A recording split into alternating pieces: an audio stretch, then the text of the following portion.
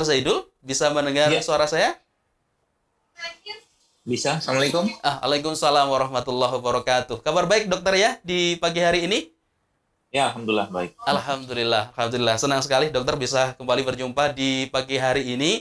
Dokter banyak sekali, baik itu anak-anak di pagi hari ini dan bersama dengan orang tua keluarga tercintanya di pagi hari ini yang sudah menunggu-nunggu, ya nampaknya tidak sabar bagaimana nantinya sahur, bagaimana nantinya berbuka dan tips sehat di bulan Ramadan. Untuk itu langsung kami persilahkan yang terhormat Ustadz Dr. Zaidul Akbar untuk menyampaikan tema tips sehat di bulan Ramadan. Kita simak bersama Bapak dan Ibu.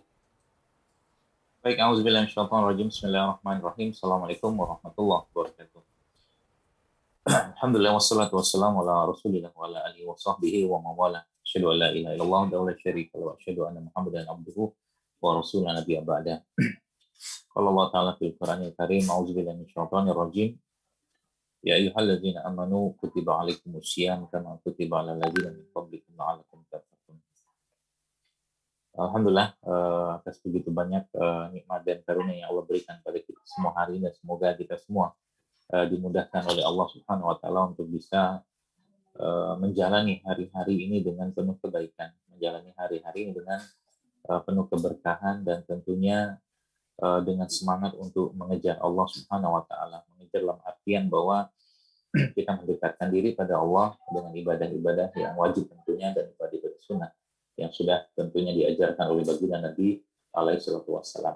Dan salawat serta salam ya kita sampaikan pada imam kita, pada kiai kita, pada guru kita yaitu Rasulullah sallallahu alaihi wasallam. Allahumma shalli wa sallim wa barik alaihi.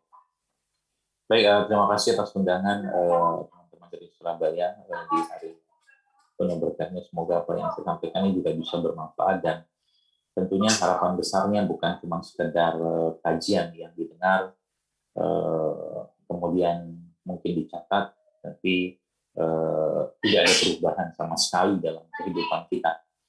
Karena sesungguhnya ilmu itu bisa mengubah seseorang. Harusnya seperti itu. Kenapa saya sampaikan seperti ini? Mungkin sudah terlalu banyak hal-hal yang saya sampaikan di YouTube mungkin, atau mungkin di posting di sana sini berkaitan dengan hidup sehat. Ya. Namun banyak orang memang butuh niat untuk itu. Ya. Butuh butuh niat dan tekad yang kuat untuk bisa melakukan itu. Tapi kalau mungkin saya tanda kutip takut-takutin Anda ya, bahwa saat ini sebenarnya banyak orang yang berada pada jurang kehancuran kesehatan mereka. Kalau mungkin boleh saya katakan ya, bahwa banyak manusia-manusia di zaman sekarang ini tinggal sedikit langkah mereka atau sedikit gerakan mereka yang mereka tinggal jatuh ke jurang stroke, kencing manis, darah tinggi, dan sebagainya. Yang itu ketika mereka dinasehati tidak banyak perubahan. Ini memang butuh sebuah tekad dan niat yang biasanya saya sampaikan kepada mereka bahwa, atau kepada jamaah-jamaah di kajian saya biasanya, bahwa mari kita azamkan niat dan tekad kita untuk mengembalikan jasad ini kepada Allah dalam keadaan yang baik. Sebagaimana Allah Subhanahu wa taala menciptakan jasad dalam keadaan yang baik.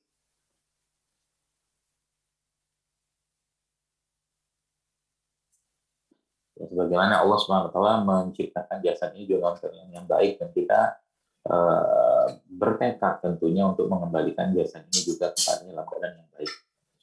Dan mudah-mudahan itu Allah mudahkan, karena sebenarnya SOP-nya, saya sering sebut itu hardware-nya dan software-nya, tanda kutip, sudah Allah berikan kepada kita semua. Ya. Namun sayangnya banyak orang yang masih gitu-gitu saja. Ya. Ini sebenarnya salah satu bukti dari kasih sayang Allah kepada kita semua adalah bulan Ramadan. Salah satu bukti rahmat Allah yang luar biasa besar kepada kita semua adalah bagaimana menjadikan iman kita itu tercharge ya, atau mungkin terrefresh ya. Kemudian raga kita juga terbersihkan ya. Yang kita tahu sudah terlalu banyak ya penelitian ya, atau mungkin pengalaman-pengalaman dari para praktisi kesehatan yang mereka semua mendapatkan bukti-bukti ya, bahwa semua syariat dalam agama kita ini semuanya menyehatkan. Nah, Syariat itu saya sebutnya sebagai softwarenya, software ya, perangkat lunaknya untuk membersihkan jiwa, hati, dan menguatkan iman seseorang, itu softwarenya.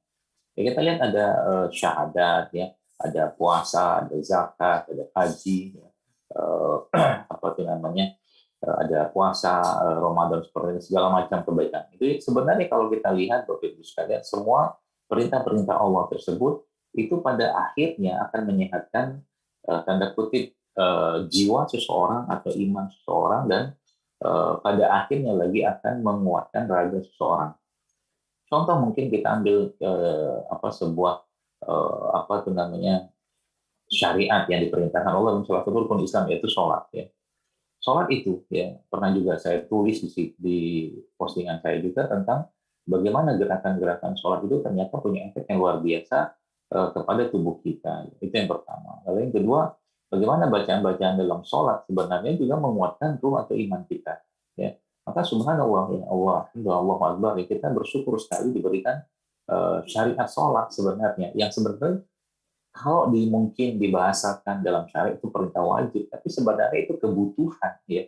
Karena Nabi Muhammad SAW juga mengatakan bahwa hari Nabi sholat ya kepada Bilal dalam salah satu kejadian perang itu, saat itu Nabi mengatakan pada Bilal, wahai Bilal, istirahatkan kami dengan sholat. Ya. Jadi subhanallah ya, Bapak Ibu sekalian, ini hal yang luar biasa sebenarnya dirasakan oleh seorang manusia yang mulia, ya, atau mungkin kita bisa contoh ya bagaimana sholat tersebut menjadi rihlah ya, atau jadi hiburan ya, atau jadi penenang, penyejuk ya bagi seorang manusia yang mulia yang kita tahu yaitu Rasulullah SAW. Nah, Bapak Ibu sekalian ya, subhanallah ya.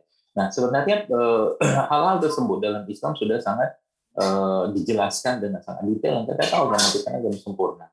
Maka apa itu namanya, perintah paling utama dalam keseharian kita, atau mungkin apa yang kita kerjakan dalam keseharian kita tersebut adalah bagaimana menjadikan amalan-amalan tersebut itu berkualitas lebih gitu, di samping secara kuantitas mungkin. Nah, Ramadan ya sebenarnya adalah bulan di mana kita memperbaiki semua itu ya. Ya. Memperbaiki apa? Memperbaiki pola ibadah kita, menyempurnakannya, memperbaiki kualitasnya.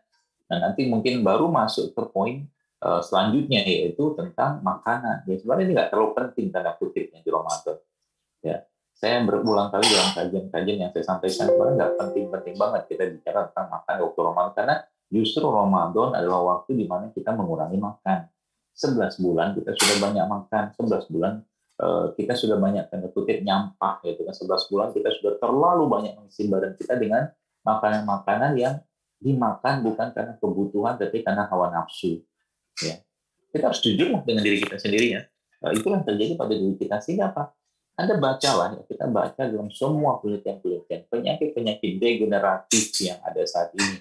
Ya, salah satu kontributor besarnya ya adalah makanan. Salah satu kontributor besarnya ya, penyakit kronik degeneratif, stroke, artinya kencing manis segala macam. Itu salah satu bukti ya bahwa sebenarnya kita diberikan peluang oleh Allah untuk sehat dan juga jatuh kepada jurang sakit gitu kan. Dan jurang yang sakit ini tentunya urusan atau mungkin salah kita sendiri gitu loh. Jurang yang sakit itu adalah pilihan dari seseorang. Contoh mungkin begini, saya sebut saja ya, mungkin banyak orang bilang itu ngapain itu Zero Akbar itu orang-orang kita makan goreng, misalkan gitu. Siapa dia gitu kan? Melarang kita makan nasi, bahkan ada yang mengatakan ada mengharamkan gitu lah. Yang mengharamkan siapa juga, yang melarang juga siapa. Saya kan cuma menghimbau, tugas saya itu cuma menghimbau ya. Saya sampaikan meski dari yang dulu sampai sekarang nggak berubah juga, takjil atau segala macam gitu. Begitu-gitu aja terus gitu kan, nggak ada perubahan. Akhirnya apa? Ya, generasi yang ada hanya generasi yang tinggal menunggu sakitnya saja. Oleh Allah ya, seperti itulah. Ya, dan ustadz-ustadznya itu juga sama. Jadi saya katakan, ayolah kita berubah gitu loh. Dan pola berubah itu mudah sebenarnya, nggak terlalu rumit gitu loh. Kalau mungkin bahasa orang-orang barat itu ya, you just have to eat right gitu kan. Termasuk juga di keluarga ya, orang tua yang jarang mengenalkan kata-kata makanan-makanan sehat kepada anaknya, jarang mengenalkan produk-produk nabawi atau pengobatan nabi atau produk Al-Quran, dan guru-guru sunnah kepada anak-anak. Maka anak-anak kan seperti itu adanya, gitu kan. Orang tua mencontohkan tiap hari mungkin makan bakso, mie ayam segala macam, hal ya. Tapi masalahnya adalah tadi ya, itu akan jadi contoh dan kebiasaan yang terus mengukir dalam benak mereka, ya. Dan dalam diri mereka. Dan sebenarnya lagi disampaikan, Ramadan adalah bulan untuk kita memperbaiki itu. Ramadan adalah bulan untuk kita katakanlah mengembalikan itu, Bapak Ibu sekalian, ke konsep eh, konsep yang sejati atau la'alakum tattaqun itu, mau bertakwa. Sehingga di sini sebelum kita bahas tentang atas kita konsumsi di waktu Ramadan, ya, apa yang harus kita lakukan untuk anak-anak kita di waktu Ramadan, simpel sekali, asal mau aja, ya, asal mau saja. Ya, saya sudah banyak sekali mendapatkan Bapak Ibu sekalian testimoni lah ya, orang-orang yang ketika mereka mulai mengikuti apa yang saya sampaikan gitu ya. Dan tanpa ada paksaan juga, akhirnya penyakit-penyakit perlahan-lahan mulai hilang gitu ya. Kemudian keluhan-keluhan mereka mulai berkurang, hilang, dan bahkan tidak ada keluhan sama sekali. Ini contoh sederhana saja, produk yang digoreng dengan tepung misalkan. Produk yang digoreng dengan tepung. Ya, kita tahu bahwa tepung ketika digoreng, apalagi dengan minyak, itu minyaknya sudah masalah. Kemudian tepungnya digoreng jadi masalah. Kemudian dalam tepung tadi itu ada garam juga yang dimasukkan dalam adonannya. Garam pun di situ menjadi masalah. Jadi udah 3 masalah dalam satu makanan yang namanya gorengan gitu kan. Itu contoh. Jadi kita akhirnya mulai teliti, kita mulai beradab lebih baik atau beradab lebih tinggi lah katakanlah dengan tubuh kita, bukan cuma sekedar kita makan ini itu untuk kepentingan selera lidah kita gitu loh ya. Dan akhirnya kan karena itu nggak berubah, anak-anak pun ikut-ikutan mencontoh. Jadi sekarang kalau kita bicara tentang bagaimana membangun atau mengajarkan kepada anak-anak misalkan makanan-makanan yang sehat gitu ya, kita harus tahu dulu makanan yang nggak sehat itu apa gitu loh, yang membuat masalah dalam tubuh kita dan anak-anak nanti itu apa gitu loh. Nah kalau itu nggak tahu, akhirnya apa? Contoh misalkan ketika makan di rumah atau di mana gitu, akhirnya orang tua membiasakan anak makan nasi goreng, kan kejadiannya sama ya.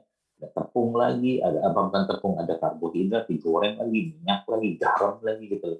Akhirnya yang terbentuk pada tubuhnya itu ya cuma sekedar makanan-makanan yang tidak memberikan faedah yang banyak secara kesehatan, tapi hanya mengenyangkan dan membuat lidahnya terasa enak gitu. Nah ini yang mungkin kita perlu berusaha berazam ya, kita perlu perbaiki itu, sebab kalau seandainya itu begitu aja terus, maka yang menyedihkan itu adalah generasi ini atau gen dari anak-anak tersebut nanti akan hanya menjadi gen yang ya mungkin saya katakan menabung penyakit yang berlimpah dari kebiasaan orang tuanya. Itu salah satunya ya. Nah, bagaimana cara kita memahaminya, itu bagaimana cara kita mengubahnya. Ya tadi saya katakan di awal tadi ya, banyak ya penyakit-penyakit itu, termasuk penyakit jantung itu tentunya diawali dengan perlemakan misalkan. Itu mungkin masalah di otak juga sama, atau masalah di organ-organ yang terlemakan. Akibat apa? Akibat tadi lemak yang tidak sehat, misalkan dari lemak trans atau yang makanan-makanan digoreng misalkan. Itu yang pertama. Lalu yang kedua dari karbohidrat ya, yang tidak bisa terurai karena karbohidratnya jenis karbohidrat yang simple atau karbohidrat sederhana. Nah ini kan salah satu contohnya. Sehingga disitulah kita belajar sekalian bagaimana memperbaiki itu semua. Ya, contoh mungkin lemak, lemak yang tidak baik itu seperti apa tadi lemak, dan misalkan pada minyak goreng, nah, kita ganti dengan lemak yang baik. Ya, contoh lemak baik misalkan apa? Ya zaitun, mungkin PCO atau alpukat, misalkan atau omega 3, itu kan jenis lemak-lemak yang baik. Jadi perlahan-lahan intinya itu substitusi saja sebenarnya. Ya, substitusi saja makanan-makanan tersebut dari hasil akhirnya tadi dilihat kira-kira hulunya itu atau sumber aslinya yang sehat itu apa. Jadi kalau kita sudah tahu itu sumber yang sehat itu apa, maka tinggal kita berikan pada anak-anak. Ya, sehingga di rumah ya kita sudah terbiasa dengan makanan-makanan seperti itu. Contoh begini ya, saya punya anak umurnya 3 tahun ya, saya itu 3 tahun. Itu seorang perempuan ya. Itu subhanallah, saya nggak tahu mungkin entah dapat dari mana itu anak ilham ya. Tiba-tiba dia sering minta ke saya tempe yang tidak digoreng, tempe yang biasa kita beli itu ya, yang kalau mungkin orang awam mengatakan tempe mentah gitu kan.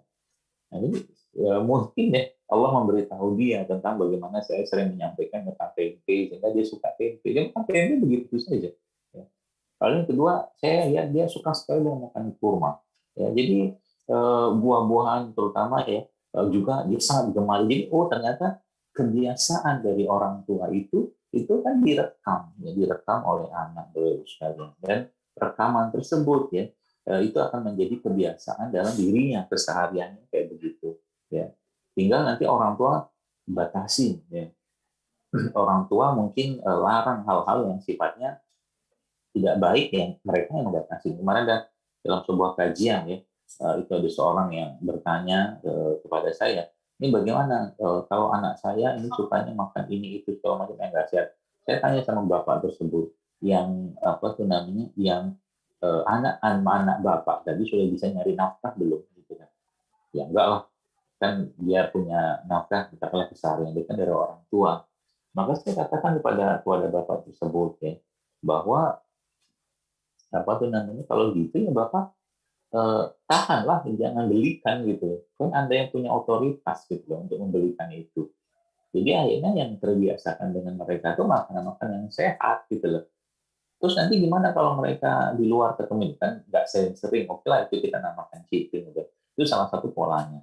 Nah, sehingga nanti di kulkas mungkin di lemari makan mungkin ya kita lebih banyak kita isi dengan produk-produk makanan yang kira-kira bisa memperkuat gen-gen mereka ya, produk-produk makanan yang kira-kira bisa menjadikan mereka punya imunitas atau kekuatan badan yang tangguh, yang tidak apa ya, tidak gampang sakit-sakitan, hujan sedikit sakit gitu kan, panas sedikit batuk gitu lah, itu yang saya katakan eh, apa tuh namanya, tubuhnya tuh rapuh gitu, tubuhnya itu rapuh. Nah, inilah yang kita perlu pahami Bapak Ibu sekalian. Nah, sekarang berkaitan misalkan dengan Ramadan atau keseharian kita sehari-hari ya. Maka apa yang harus kita lakukan untuk menguatkan tubuh anak-anak ya ketika mereka apa tuh dalam keseharian mereka di luar anak-anak, tapi buat kita juga gitu kan. Saya cerita sedikit ya. Beberapa waktu yang lalu saya bertemu dengan seorang bapak-bapak ya, yang dia sudah divonis apa namanya, untuk dipasang ring kalau nggak salah itu di jantungnya itu ada dua buah ring. Lalu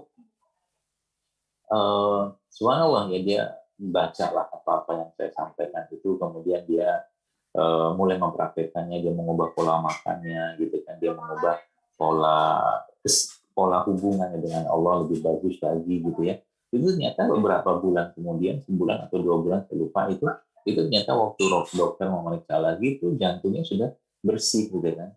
Terus saya tanya, apa yang bapak makan gitu ya, intinya itu makan makanan yang dulu orang tua kita makan gitu loh, atau mungkin makanan-makanan tradisional gitu ya, kayak umbi-umbian, rebus-rebusan ya. Sekarang juga banyak pola-pola yang bisa kita apa tuh namanya sampaikan ya, atau mungkin kita buat ya, yang pola-pola makan tersebut tetap enak meskipun bentuknya raw food gitu kan, seperti itu. Nah, jadi ketika kata kuncinya adalah raw food ya, atau makanan-makanan yang tidak banyak pengolahan atau makanan mentah, mungkin bahasanya gitu lah ya, whole food dan raw food. Jadi sekarang misalkan kita bicara apa tuh air kelapa saja. Air kelapa itu kan sehat sebenarnya, karena isinya apa? Isinya ya mineral, asam amino segala macam. Ya. Nah, namun ketika air kelapa katakanlah dicampurkan dengan susu yang berlimpah, atau mungkin apalah nama orang tahu manis apa gitu ya, gula pasir dan sirup-sirup segala macam, akhirnya kelapa tadi menjadi kelapa yang tidak bagus lagi buat kesehatan kita. Yang dimakan hanyalah atau dirasakan hanyalah rasa yang tidak rasa yang menyenangkan lidah tapi tidak bermanfaat untuk perut kita, ya, atau mungkin buat tubuh kita. Seperti itu misalkan. Jadi raw food ini seperti apa bentuknya Bapak sekalian? Ya, pada dasarnya adalah makanan itu semakin asli dia semakin bagus ya untuk kita konsumsi ya. Kayak misalkan Bapak Ibu kalau mau, mungkin ini contohnya saja ya, misalkan kita bicara tentang es campur gitu. Es campur itu bisa nggak menjadi es campur yang sehat dan lezat? Itu bisa. Caranya gimana? Ya, ambil misalkan cincau yang masih hijau gitu kan, yang sudah dalam bentuk gel itu, ya, kemudian ambil tapenya dan kolang kalinya, rumput lautnya gitu ya. Lalu airnya itu menggunakan air kelapa, ya. Dan air kelapa tadi ditambahkan dengan gula aren boleh, gula kelapa boleh, atau mungkin dengan madu, ya. Itu kan sebenarnya sudah jadi minuman atau makanan yang sangat-sangat lezat dan tetap sehat gitu loh. Ada air kelapanya, ada seratnya, ada proteinnya, ya, ada asam aminonya, gitu kan. Itu salah satu contohnya.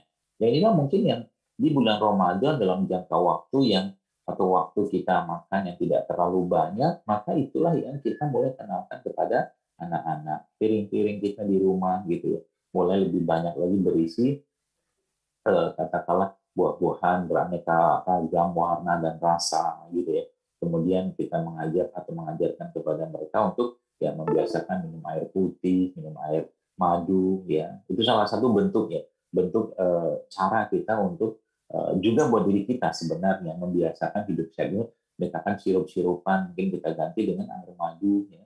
Air mungkin kalau mungkin madu agak susah didapatkan misalkan ya, bisa diganti mungkin dengan air gula aren mungkin ya, kan sekilo itu bisa dapat banyak. Nanti gula aren bisa tambahkan sedikit dengan mungkin serai ya, atau mungkin tambahkan asam ya, banyak pilihannya selalu sekali ya. Nah itu ya, kalau seandainya kita wujudkan di bulan Ramadan, itu efeknya akan sangat luar biasa. Kenapa? Karena memang tubuh kita ya di bulan Ramadan itu terkondisikan ya untuk lapar ya, terkondisikan untuk terdetoks selama sekian jam gitu loh. Ya makanya kalau boleh saya katakan, Ramadan adalah bulan mengenalkan makanan sehat untuk anak-anak dan untuk diri kita. Makanan sehat itu apa? Makanan yang masih mengandung nilai gizi yang tinggi, bukan cuma sekedar katakanlah makanan yang menyenangkan lidah gitu. Itulah esensinya. Kenapa? Karena di Ramadan ya ibadah-ibadah yang kita kerjakan ya, itu kan dibalas oleh Allah Subhanahu wa taala dengan balasan yang kita sendiri tidak tahu, bahkan Allah sendiri tidak menyebutkan ya. Karena saking besarnya pahala puasa dan pahala ibadah dari orang yang mengerjakan puasa di waktu Ramadan mengerjakan ibadah yang lain. Ini ucapan subhanallah, alhamdulillah, istighfar segala macam yang dilakukan oleh yang sedang berpuasa Ramadan itu nilainya akan beda dengan bulan-bulan yang lain. Nah, juga sama sebenarnya.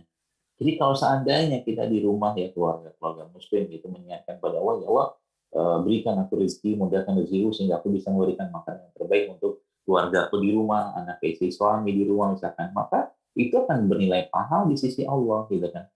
Kalau diniatkan karena Allah untuk mengembalikan makanan atau mungkin kesehatan yang lebih baik. Ada sebuah buku yang pernah saya baca ya, kebetulan penulis buku ini seorang non Muslim ya, orang Indonesia, ya seorang ibu-ibu juga. Itu saya waktu baca buku ini tertegun sekali ya. Kenapa saya tertegun? Karena dia menceritakan tentang bagaimana penyakit-penyakit pada dirinya dan keluarganya yang berlangsung sekian tahun gitu, dan akhirnya dia mulai mempraktikkan hidup sehat ya, dia mulai belajar cara masak sehat, dia mulai belajar cara bagaimana mendidik anak untuk berkenal dengan makanan sehat, minuman sehat. Itu ternyata obesitasnya hilang, penyakit lambungnya hilang, kolesterolnya hilang, asam uratnya, itu satu keluarga gitu. Subhanallah ya. Ya, jadi padahal kalau kita bicara dalam Islam, baru sekalian konsep sehat dalam urusan makanan itu sudah dijelaskan oleh Allah dalam Al-Quran. Yaitu apa? Ya harus halal, ya harus thayyib atau baik, dan dia harus tidak boleh berlebihan. Itu kan konsep sederhananya kayak begitu. ya. Dan konsep inilah yang sejatinya kita lakukan atau terapkan di bulan suci Ramadan nanti. Ya. Jadi halal, thayyib, dan tidak berlebihan. Ya, halal, thayyib, dan tidak berlebihan itu kata kunci. Jadi misalkan saya tanya kepada Bapak Ibu sekalian, satu makanan yang kita sebut misalkan nasi goreng saja. Nasi goreng itu halal kan? Halal kalau dibeli dengan harga yang halal, tapi masalahnya thayyib nggak gitu kan? Thayyib itu apa? Ya, kalau bagi saya thayyib itu masih mengandung nilai gizi yang tinggi, tidak banyak pengolahan, dan lebih memberikan banyak manfaat pada tubuh kita secara kesehatan daripada cuma sekedar rasa. Itu thayyib buat saya. Dan satu lagi, tidak mengandung banyak bahan-bahan tambahan sintetik atau bahan pangan sintetik yang ada pada makanan tadi. Nah, itu salah satu kriteria atau beberapa kriteria thayyib. Ya, sehingga nanti ketika Anda makan makanan tertentu, maka kita mulai mikir gitu kan, ini yang saya makannya kira-kira bermanfaat ya, menguatkan tubuh saya atau cuma sekedar menyenangkan lidah saya. Nah, itu yang kita Bapak Ibu sekalian kembalikan itu ke konsep itu pada Ramadan. Jadi nanti bagaimana aplikasi selama Ramadan, maka Ramadan adalah bulan, kalau saya membahasakan bulan asam amino gitu kan. Bulan asam amino itu seperti apa? Bulan di mana kita lebih banyak lagi mengasup asam amino untuk tubuh kita. Jadi mana sumber-sumber asam amino banyak sekali, kurma, madu ya, air kelapa gitu, atau mungkin sayur-sayuran, buah-buahan yang banyak sekali mengandung asam amino. Jadi Ramadan bulan untuk menggantikan sel-sel yang rusak. Ya, sel-sel yang rusak itu gara-gara apa? Gara-gara makanan yang tidak baik atau tidak sehat. Akhirnya artinya apa? Makanan yang tidak baik atau tidak sehat itu di bulan Ramadan kita stop gitu. Jadi makanan yang tidak sehat di bulan Ramadan itu kita stop supaya kita bisa masukkan makanan-makanan atau asupan nutrisi yang baik untuk tubuh kita. Ya, berarti saya nggak bisa dong bikin kolak di waktu Ramadan. Bisa, tapi kolaknya Anda modif. Ya, santannya tidak Anda panaskan, gulanya pakai gula aren bukan gula pasir. Kemudian isi dari kolak tersebut misalkan makanan-makanan atau produk-produk yang tinggi serat, tinggi nutrisi, ya misalkan umbi-umbian, ya eh, apa kolang-kaling, mungkin rumput laut, ya itu salah satu bentuknya, sehingga nanti yang dimakan tetap sama namanya, ya, tapi nilai gizinya itu berbeda, ya, karena santan ya, sejatinya dia sehat asal tidak dipanaskan, bilang kayak begitu, ya, sehingga di Ramadan nanti ya cobalah mulai hindari makanan-makanan seperti itu, ya, makanan-makanan yang mengandung minyak, ya, minyak goreng yang tinggi, ya, makanan-makanan mengandung tepung yang tinggi, makanan-makanan mengandung gula yang tinggi. Itu salah satu caranya kita untuk menyetop, menutup ya pintu masuk makanan-makanan yang melemahkan tubuh kita. Ya, kurang lebih seperti itu ya, sehingga Bapak Ibu nanti bisa berkreasi sendiri, khususnya di Ramadan nanti, ya, untuk mengenalkan itu. Dan tentunya sejatinya ya kita nih penduduk Indonesia atau rakyat Indonesia, kita tahu bahwa di negeri kita ini berlimpah ya tumbuhan-tumbuhan atau produk ciptaan Allah yang saya sebut biasanya itu seperti rempah atau rimpang. Itu di Ramadan itu kita kenalkan lagi pada tubuh kita. Mungkin kalau Anda campurkan misalkan jahe sama serai ya, atau nanti jahe serai dan tambah pandan, itu sebenarnya kalau diolah dengan baik ya itu sangat enak gitu kan, untuk sebagai, bahkan kalau misalkan butuh itu ditambahkan es, oke, silakan ditambah aja es ya, meskipun lebih baik diminum tanpa es gitu kan.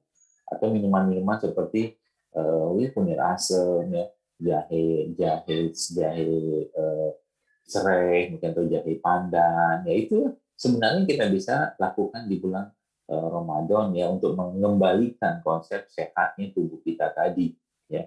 Dan ini Bapak Ibu sekalian ya, saya harus katakan bahwa bukan harus katakan banyak orang-orang yang saya dapatkan itu ketika mereka merutinkan satu macam katakanlah tumbuhan atau herbal saja, itu tampak perbaikan dalam tubuhnya. Jadi Anda misalkan ya di waktu Ramadan itu misalkan rutinin aja, misalkan minum air jahe, kemudian atau batu soda atau kunyit atau apa gitu, itu akan tampak perubahan atau perbaikan pada tubuh Anda.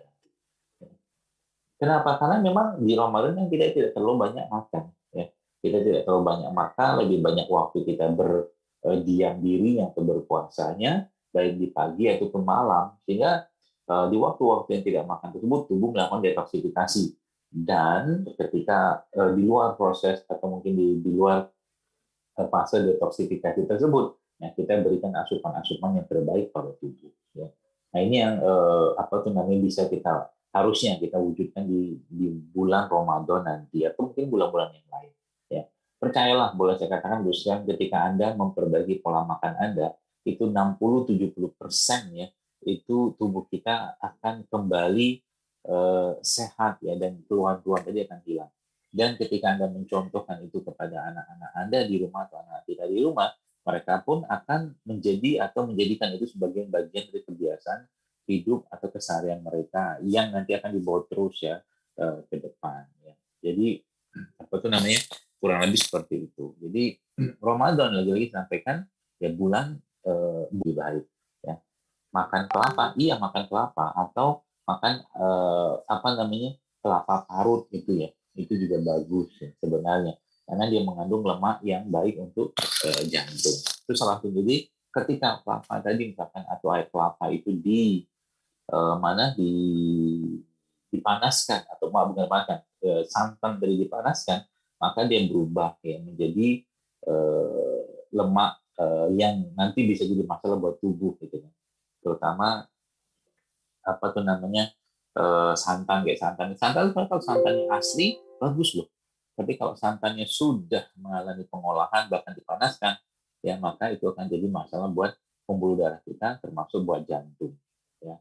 Nah lagi-lagi sampaikan ya, lemak lemak yang ada selama ini ganti dengan lemak yang baik, karbohidrat yang ada selama ini ganti dengan karbohidrat. Contohnya gimana? Jadi misalkan kalau lemak yang tidak baik, misalkan lemak dari minyak-minyak goreng ya, itu diganti menjadi lemak yang baik dengan cara kalau kita pengen goreng, Anda ganti dengan minyak kelapa.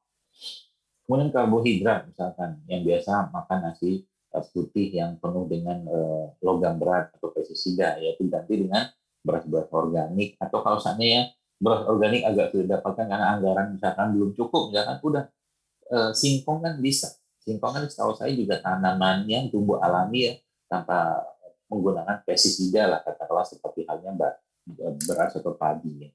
Itu yang saya tahu. Kemudian gulanya Anda ganti dengan gula-gula yang sehat. Gula aren, gula kelapa, gula singkong ya, atau madu yang menjadi katakanlah pemanis ya yang kita pilih di waktu Ramadan. Jadi situ ada lemaknya tadi ya. Lemaknya tadi misalkan minyak diganti dengan minyak yang sehat ya. Minyak kelapa mungkin itu bisa juga diminum, misalkan PCO atau santan itu juga bisa. Kemudian karbonya diganti dengan karbo yang sehat ya.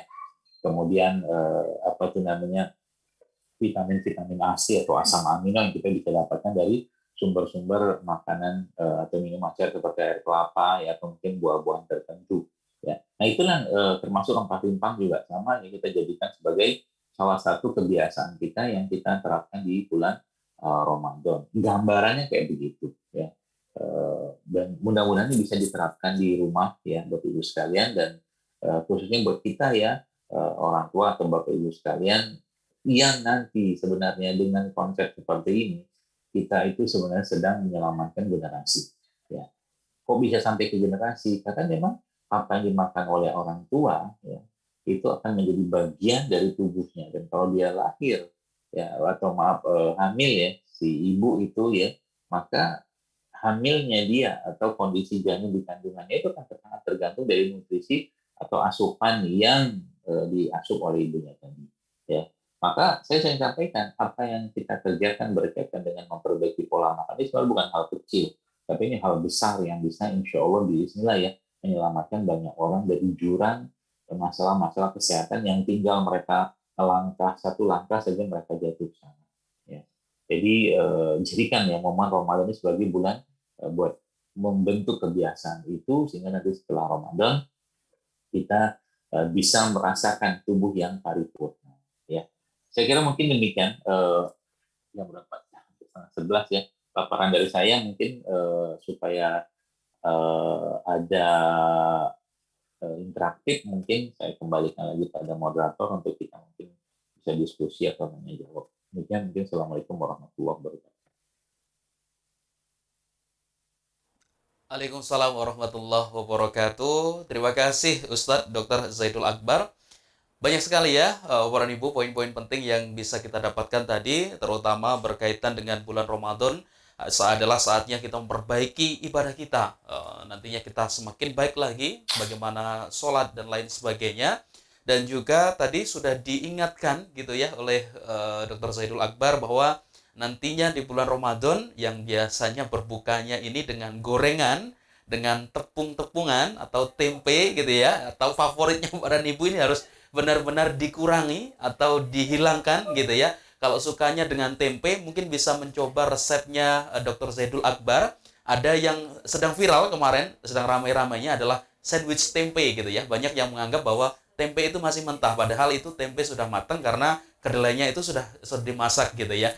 Tempe, kemudian di tengahnya ada kurma, dan itu enak sekali. Mungkin bisa dicoba nanti untuk berbuka gitu ya, menghilangkan dari gorengan-gorengan gitu ya. Kemudian juga tadi yang disampaikan berkaitan dengan kegiatan-kegiatan, tentu kita harus semakin maksimalkan ibadah kita kepada Allah Subhanahu wa taala. Baik, Bapak dan Ibu, hari ini yang dirahmati Allah, kita masuk ke sesi tanya jawab.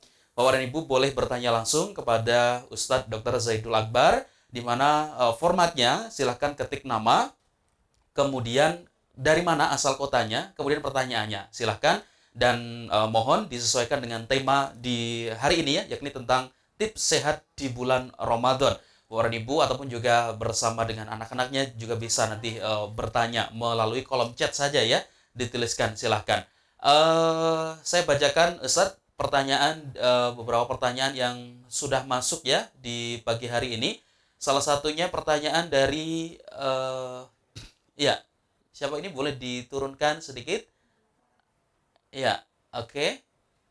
Pertanyaan-pertanyaan yang sudah masuk bisa diketik chat di kolom chat ya. Kemudian nama, asal kotanya dari mana, kemudian juga yang berkaitan dengan pertanyaannya silakan dituliskan. Sambil nanti menunggu Ustadz bicara tentang ini, kan juga banyak sekali Ustadz anak-anak yang mengikuti kajian ini bersama dengan orang tua. Nah, bicara tentang anak-anak, mungkin ketika sahur itu terkadang sangat sulit untuk diajak makan dan lain sebagainya. Mungkin ada tips atau saran dari Ustadz Dr. Zaidul Akbar bagaimana ketika makan sahur ini untuk anak-anak, dokter? Ya, apa ya? Kalau saya pribadi secara umum ya, tentunya anak-anak kan ketika sahur, dengan kita sudah menanamkan kepada mereka tentang konsep sahur ya sebagai salah satu keberkahan dari Allah Subhanahu wa taala, maka eh, kita menyiapkan ya makanan-makanan yang kira-kira mereka bisa makan ya, dalam artian bahwa sahur itu kan sebenarnya, fungsi dari sahur itu adalah sebenarnya kalau secara fisik memberitahu tubuh untuk bahwa tidak ada makan lagi selepas ini ya. Maka ajarkan mereka untuk tetap sahur ya, pertama secara minimalnya ya, sesuai dengan sabda Nabi SAW bahwa sahurlah kalian meskipun hanya dengan sekedar air putih. Maka jangan sampai ya ketinggalan sahur karena banyak sekali bertanya meskipun hanya sekedar dengan air putih. Ya, kalau seandainya eh, itu ditingkatkan lagi, maka kita siapkan ya di anak-anak itu di waktu sahur itu juga buah-buahan ya. Buah-buahan yang bisa mereka suka gitu kan. Ada anak-anak yang sukanya dengan melon mungkin, atau anak-anak yang suka dengan uh, semangka mungkin, atau pisang, ini yang disiapkan saja ya. Lalu berikan pada mereka ya madu ya, atau air madu yang sedikit boleh dicampur dengan garam sebagai asupan nutrisi yang cukup baik untuk mereka. Lalu kalau mereka mau makan apa-apa, siapkan saja makan, tapi usahakan makanan yang Anda berikan atau di dikasih itu ya makanan-makanan misalkan yang bukan digoreng ya. Jadi makanan-makanan yang tidak mengandung tepung-tepungan. Sebenarnya secara umum itu saja ya. Supaya nanti tubuh mereka tuh sudah lebih kenal dengan makanan-makanan sehat. Bukan dengan makanan-makanan yang akhirnya makanan olahan, udah olahan digoreng lagi ya, banyak bahan sintetiknya di situ, akhirnya apa tuh namanya, lidah mereka sudah terbiasa dengan itu. Itu sih yang bisa mungkin saya berikan tips. Ya, baik, terima kasih. Baik, terima kasih dokter. Semoga bisa dipahami oleh semua jamaah yang hadir ya di hari ini. Saya bacakan pertanyaan dari kolom chat, pertanyaan dari Mama Farah atau Bunda Farah ya. Di Surabaya, beliau menanyakan, Dokter Zaidullah Akbar, mohon infonya untuk sandwich tempe, kriteria tempe non GMO itu yang seperti apa, dokter? Dan yang kedua, apakah konnyaku jelly powder itu masuk makanan sehat ataukah tidak, dokter? Karena anak saya ini suka bila dicampur dengan chia seed, air pandan, dan madu. Jazakumullah khairan. Silakan, dokter. Eh, Kalau orang awam ya akan sulit memang membedakan antara tempe-tempe atau kedelai GMO sama non GMO ya. Tapi saran saya biasanya carilah mungkin sekarang banyak di online juga ya akun-akun yang menjual tempe-tempe organik atau tempe Oh, non GMO itu banyak ya. Jadi Bapak pertanyaan. Ibu bisa dapatkan di Instagram juga ada yang bisa dicari itu di browsing aja tempe organik atau tempe non GMO ya. Itu mereka biasa jual ya dan bisa diantar ke rumah. Jadi kalau dilihat secara penampakan biasa gitu memang agak sulit kalau orang awam yang tidak biasa mengenal makanan-makanan yang sudah mengalami perubahan secara genetik ya seperti itu. Lalu yang kedua berkaitan dengan tadi konnyaku. Saya belum tahu tentang konnyaku ini sih. Tapi kalau kata kunci sederhananya kita untuk melihat suatu makanan tersebut baik atau tidak ya katakanlah dia makanan asli atau real food atau tidak maka tinggal Anda lihat di itunya di kandungannya ya kandungannya biasanya ada keterangan isinya apa saja ya. eh, Konyak ini saya pernah lihat cuman saya belum saya lupa saya isinya apa ya jadi saya tidak bisa mengatakan ini jenis makanan yang bagus dan bisa dikonsumsi setiap hari atau mungkin harus dibatasi. Jadi nanti saya coba akan lihat lagi. Jadi secara khususnya saya belum bisa jawab. Ya, tapi tadi secara umumnya nanti ibu bapak sekalian bisa lihat di kandungannya itu isinya apa saja ya. Kira-kira ada bentuk-bentuk pengawet tidak ya atau mungkin ada tambahan pangan apa gitu yang ada di situ sehingga eh, kita bisa menyatakan itu bagus atau tidak untuk dikonsumsi atau sering dikonsumsi oleh anak-anak kita. Demikian. Ya, baik. Baik, terima kasih Dokter Zaidul Akbar. Semoga bisa dipahami tadi untuk yang bertanya. Selain Surabaya, hari ini juga hadir dari Mojokerto, Sidoarjo, Gresik, dan beberapa kota besar lainnya di pagi hari ini tentang pertanyaan Ramadan. Salah satunya pertanyaan dari Bunda Atus Saniyah di Mojokerto. Beliau bertanya, Ustadz Dr. Zaidul Akbar izin bertanya, kalau orang dengan riwayat darah rendah, kira-kira menu apa yang baik dikonsumsi selama Ramadan ketika berbuka atau sahur, atau menu-menu yang harus dihindari ketika puasa? Karena seringnya ketika puasa itu, kalau bahasa Jawanya ngeliyeng, kalau bahasa Indonesianya itu pusing, gitu, dokter. Silahkan. Baik, jadi kalau Bapak Ibu sudah ditakdirkan Allah tensinya rendah, nggak perlu dinaikkan, ya. Nggak perlu dinaikkan, hiduplah dengan keadaan tensi rendah dan stabilkan atau kondisikan Anda tetap berada pada tensi seperti itu, tekanan Anda seperti itu. Jadi salah satu masalahnya makan ketika geliengan, misalkan contoh begini, tensi Anda misalkan rata-ratanya misalkan 90 per 70 misalkan, lalu tiba-tiba tensi Anda tuh naik menjadi 110 atau 120 per 80 ya misalkan. Maka tensi naik Anda tersebut nanti bikin Anda nggak nyaman badannya. Jadi nggak usah dipaksa naik gitu ya. Jadi hiduplah dalam keadaan hipotensi, yaitulah anugerah dari Allah kepada Anda. Itu yang pertama. Lalu yang kedua sama, ketika tensi itu turun ya, ketika tensi itu turun maka Anda akan kelingan juga gitu. Artinya apa?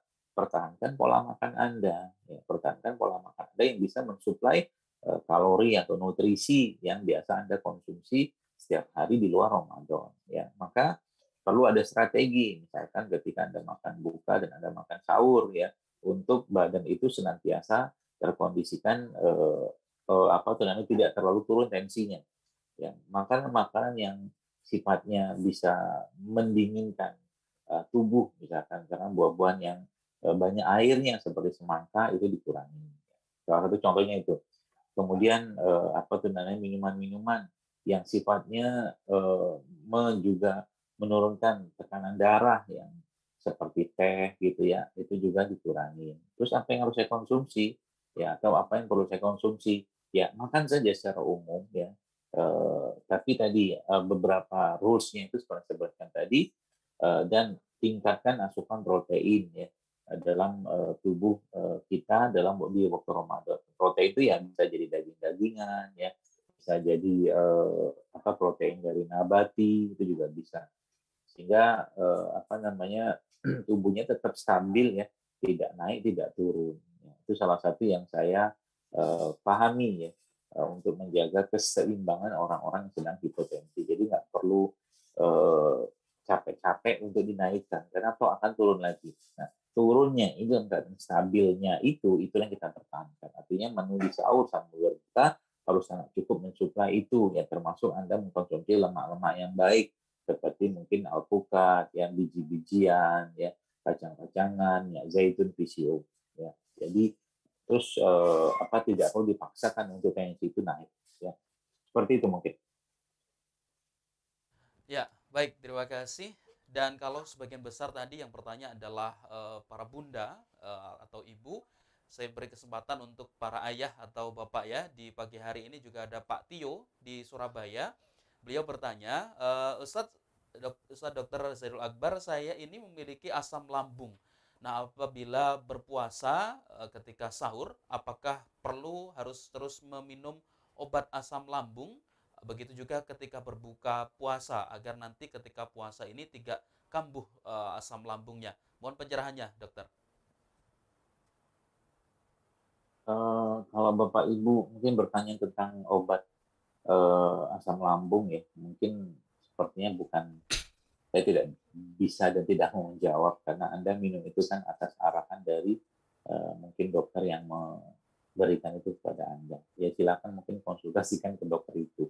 Ya, tapi kalau Anda tanya kira-kira apa yang saya bisa lakukan untuk menjadikan lambung saya lebih tenang, lebih bagus atau lebih tidak banyak masalah waktu Ramadan itu saya bisa jawab ya. Tapi kalau pertanyaannya tadi ya apakah saya harus makan obat asam lambung? Ya, saya kembalikan pada Bapak Ibu sekalian yang di mana Anda berkonsultasi itu kepada dokter yang mungkin memberikan obat tersebut. Ya. Itu mungkin. Ya, baik. Ya. Baik, terima kasih. Berikutnya dokter juga ada pertanyaan. Kalau dokter tadi sempat menjelaskan berkaitan dengan kolak gitu ya, membuat kolak ketika di bulan Ramadan jangan dimasak untuk santan ya. Ini ada yang pertanyaan dari Bu Mahardika ya. Beliau menanyakan, dokter bagaimana kalau santannya itu dikukus? Apakah boleh ataukah tetap kurang baik, Bu Mahardika? Santan dikukus itu kayak apa ya? Saya nggak paham ya. Karena selama santan ya dipanaskan gitu kan. Maksudnya santan dikukus itu berarti saya memikirkannya seperti ubi yang ditaruh di satu tempat, kemudian di bawahnya ada air. Nah ini mungkin yang kalau bahasa ibu santan yang dikukus, berarti ada satu tempat, tempat yang ditaruh santan di situ, terus di bawahnya dikasih uap air. Itu berarti itu mungkin ya yang dikukus seperti itu. Ya intinya sebenarnya kita mengurangi atau menghindari pemanasan pada santan tersebut untuk menghindari perubahan lemak pada santan. Ini sampai menit berapa?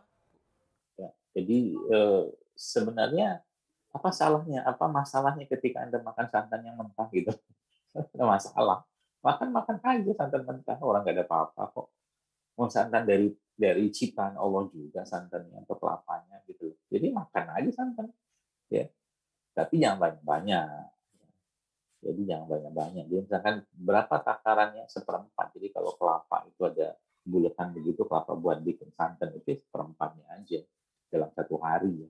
Itu pun bisa bercampur dengan apa itu namanya madu ya, atau mungkin dimasukkan dalam minuman-minuman ya, itu juga bisa. Atau mau bikin es krim ya, es krim yang sehat menggunakan santan juga bisa ya, seperti itu. Jadi intinya jangan dipanaskan ya. Kalau pengkukusan yang tadi dimaksud itu membuat panas santan, maka sebaiknya jangan dijadikan pilihan gitu aja. Baik, semoga bisa dipahami ya, tidak mengkukus santan gitu ya. Dan saya juga sedikit bingung juga ini, dokter, mengkukus santan ini seperti apa gitu ya. Semoga bisa dipahami tadi, membuat kolak nantinya ketika berbuka lebih sehat lagi. Terima kasih untuk yang bertanya. Sedikit pertanyaan lagi dokter, tinggal beberapa. Pertanyaan dari Bu Sylvia, beliau menanyakan, Dokter Zaidul Akbar, untuk penderita GERD, sebaiknya pola makan atau konsumsi apa yang selama bulan Ramadan atau ketika puasa, baik itu saat buka ataupun juga sahur?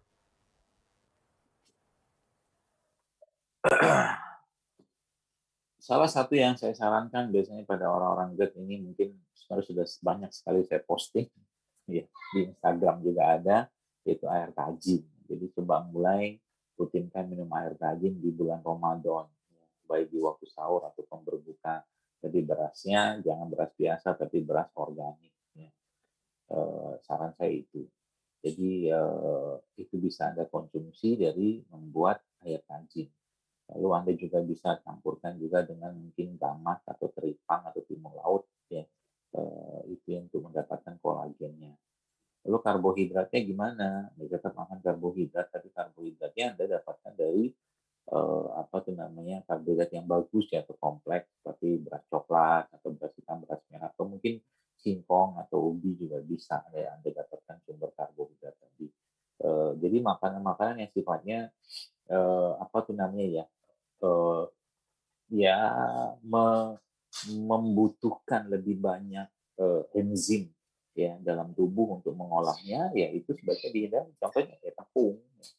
Tepung yang digoreng itu salah satu makanan yang menguras enzim sebenarnya, saya tahu ya. Gula pasir mah juga sama, nasi putih juga sama. Jadi itu sebaiknya Anda hindari dan diganti dengan makanan-makanan atau produk-produk yang masih tinggi nilai gizi atau nutrisinya yang sifatnya kompleks. Gitu. Jadi lemak juga sama. Cari lemak-lemak yang sehat seperti alpukat ya. Jadi juga bisa, atau mungkin santan itu juga bisa ya. Salah satunya itu. Jadi sebenarnya masalah di orang mah itu sebenarnya bukan, selama ini kan kita mengenalnya sebagai kenaikan asam lambung, tapi banyak sebenarnya orang yang justru mengalami asam lambungnya itu rendah. Dan kalau asam lambung rendah, maka otomatis tugas kita adalah mengembalikan keseimbangan, ya. Bukan justru malah diturunkan lagi, udah rendah makin diturunkan. Ini jadi masalah di situ sebenarnya. Ya, dan salah satu cara mengembalikan keseimbangan asam lambung tersebut adalah tadi air tajin. Air tajin itu dengan amilum yang ada pada air tajin tersebut itu sangat powerful untuk orang yang asam lambung. Demikian. Terima kasih, semoga bisa dipahami ya dengan air tajin tadi. Satu pertanyaan terakhir dokter di pagi hari ini dari bapak-bapak juga, karena sebagian besar para bunda atau ibu. Terakhir dari bapak atau ayah, Bapak Darmanto di Sidoarjo, yang beliau bertanya, dokter, kalau takjil yang terbaik untuk berbuka puasa itu apa ya? Karena biasanya terasa kenyang ketika setelah makan takjil, sehingga nanti ketika makannya nanti menjadi malas, dokter. Mohon pencerahannya, dokter. Bagus lah.